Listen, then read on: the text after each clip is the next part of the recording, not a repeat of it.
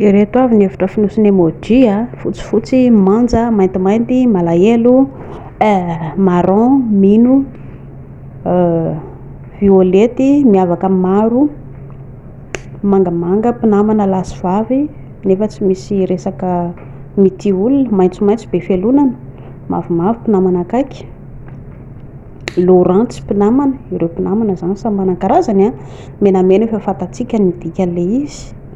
dia ity fanomezana ho anareo izay te hanome fanomezana, dia ireo taratarasy môlamôla, eo ihany koa ilay nisaraka moa izany efa fantatritsika ity fisarahana ity, dia ireo babobabo amin'ny karazan'olona tsy fantatra, dia ireo mpinamana mandrakizay bestie hozy tsika, dia ry teratay rehefa manao zavatra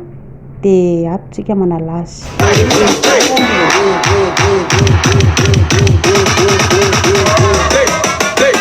Fodeu, caralho.